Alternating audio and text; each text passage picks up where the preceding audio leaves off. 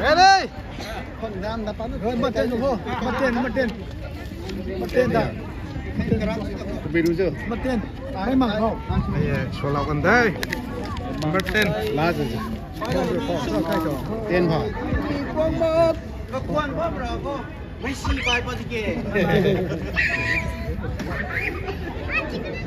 Check. Hello, check.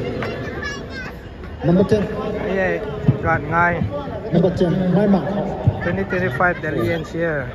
Emrana, our festival, our identity.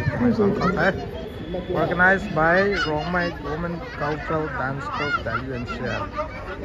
Mà tình hình này thế January 12, 2025.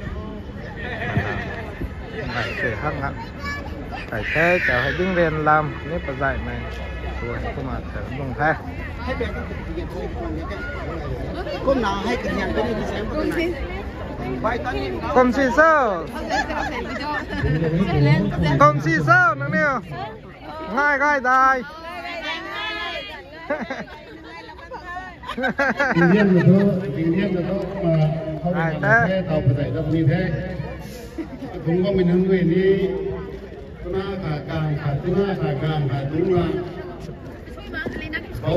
bầu tuồng xiềng bắc của sàn là xiềng cái nào không?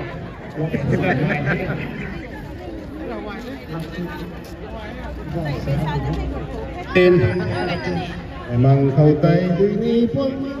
Ngay gai xì đài. Hai tới. Guys, hey, have a great time. Okay, great. Ngày 2025. Mà đào hai có dạy đâm thế.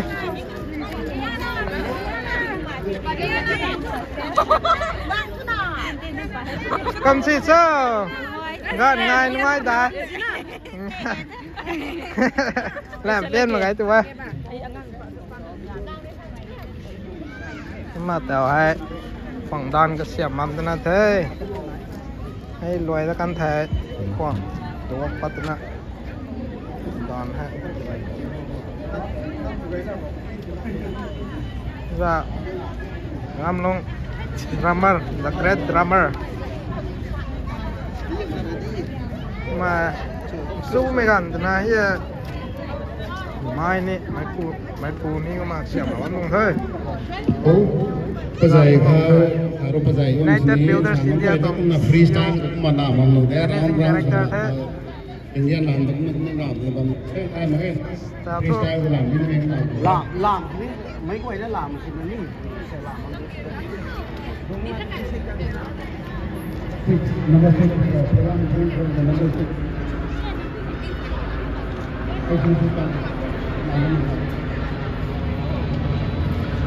Yeah.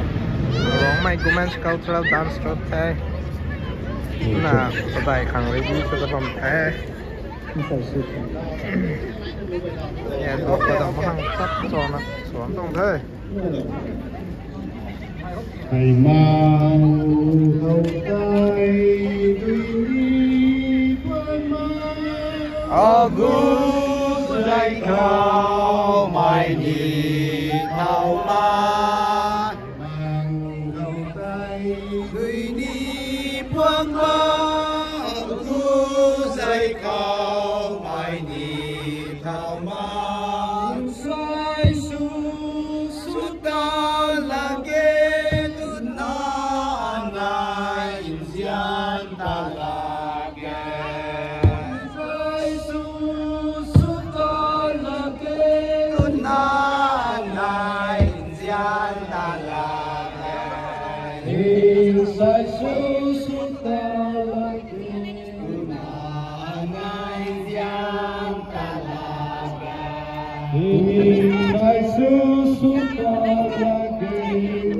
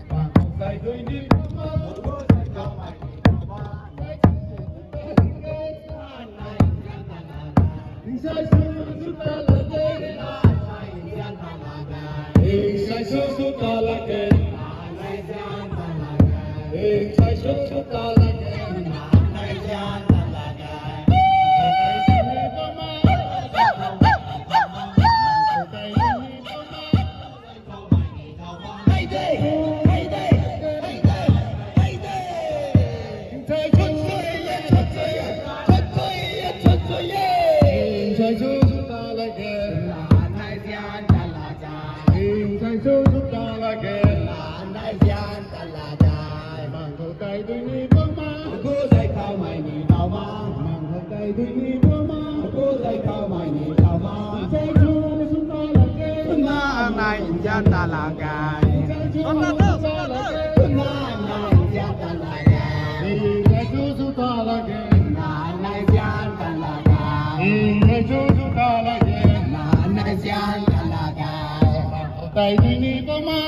để không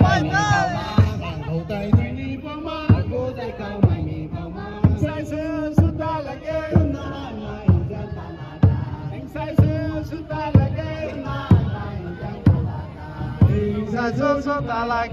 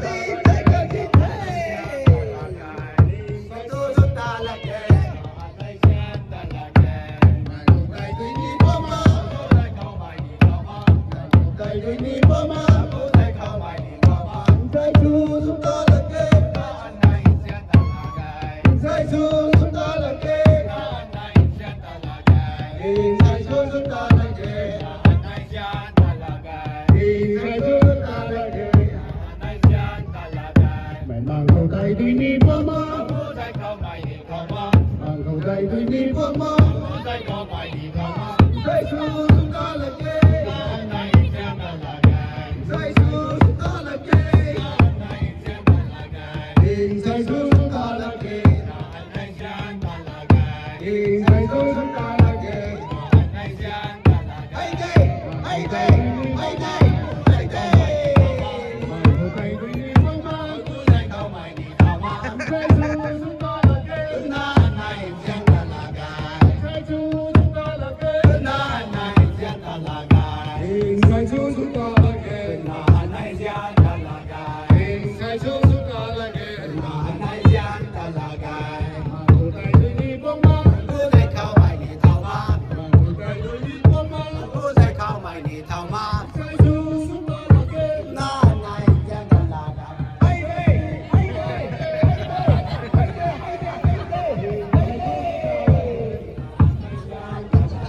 hình sai số chúng ta là kề nay gian ta là gai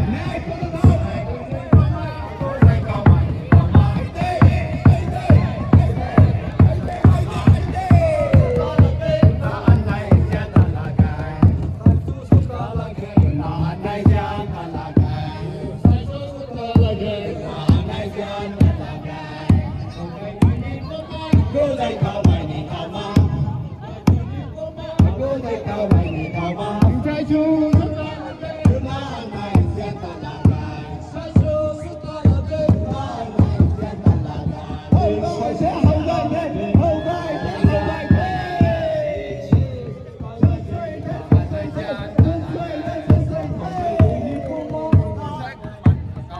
mang không cây tuy ní quăng mơ cô dạy câu mày thì câu mơ sai số chúng ta là kề nay gian ta là gai sai số chúng ta là kề nay gian ta là gai sai số chúng ta là kề nay gian ta là gai sai số chúng ta là kề nay gian ta là gai khẩu tay tuy ni bơ mơ cô dạy câu mày thì câu mơ khẩu tay Đây nè bó mắt cô dạy câu mày thì câu mơ sai sư su ta là kê nay gian ta là gai sai số chúng ta là kề nay gian ta là gai hình sai số chúng ta là kề nay gian ta là gai hình sai số chúng ta là kề nay gian ta là gai bằng khẩu tay tuy ni bơ mơ cô dạy câu mày thì câu mơ bằng khẩu tay tuy ni bơ mơ cô dạy câu mày thì câu mơ sai số chúng ta là kề nay gian ta là gai sai số chúng ta là kề nay gian ta là gai hình sai số chúng ta là kề hình sai số chúng ta là kề nay gian ta là gai hình